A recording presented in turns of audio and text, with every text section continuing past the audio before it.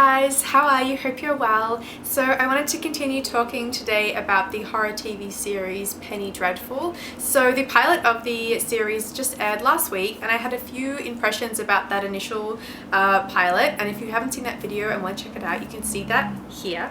But to summarize, I didn't fall in love with it. I had a few minor issues about some of the storytelling. I thought maybe some of it was a bit overworked. I thought maybe there was some pacing issues, but you know, hey, it was just the pilot, and it definitely intrigued me enough to go back and see episode 2. And I had a few comments from you guys who told me to make sure to walk into episode 2 with no prejudgment and an open mind, which I did.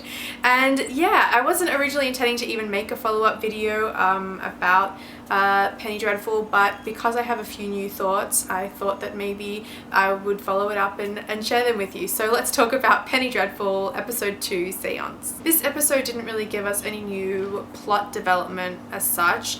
I kind of assumed that the central plot that was going to be the core of each episode was going to be discovering piece by piece more information about the disappearance of Sir Malcolm's daughter, which was set up in our pilot episode. I guess that's kind of okay because it looks like we'll have the majority of the season in order to work through that case. I suppose I just assumed that each episode was going to uncover a little bit more information. It was going to piece it together, but yeah, this barely addressed it at all. But what it did do, which was great, was introduce the rest of our series cast. So we have new characters coming in. Brona Croft, played by Billie Piper, and she's interesting because apart from her being Irish and a working class gal, I don't really see yet where she fits into the rest of the ensemble. So I'm going to be really curious to see where her character goes and how that develops. And then of course we have the really exciting reimaginings of Dorian Gray. And also, even though he was kind of introduced in the pilot, but now we're seeing him more differently, and that is of course Dr. Victor Frankenstein and his companion slash creature.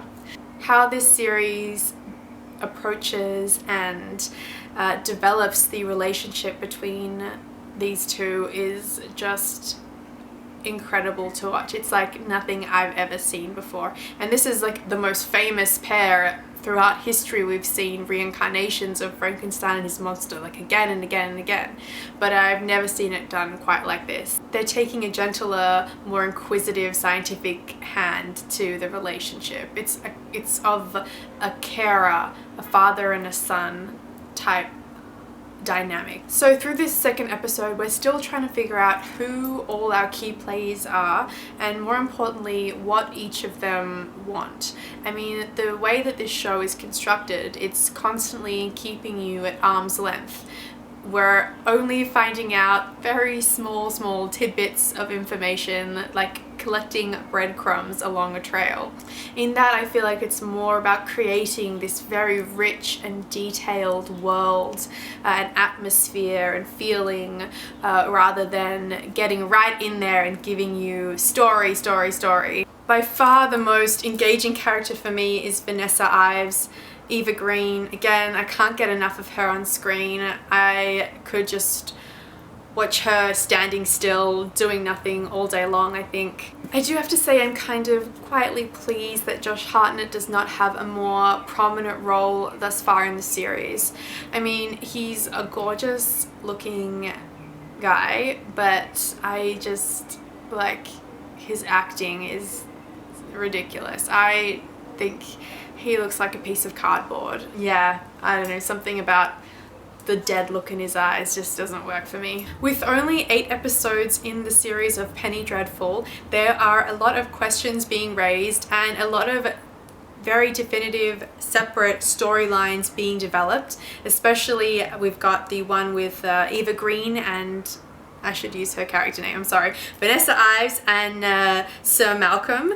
that being the central through line. Josh Hartnett's kind of on the peripheral there. We have a completely separate storyline going on with Dr. Frankenstein, and also Dorian Gray. He seems like he's going to be filtering in and around, but so far he's kind of just on the peripheral as well. I'm really curious to see more of the relationship between Vanessa Ives and Sir Malcolm. There is so much going on between the two of them, bubbling away beneath beneath the surface, yet outwardly they're entirely calm.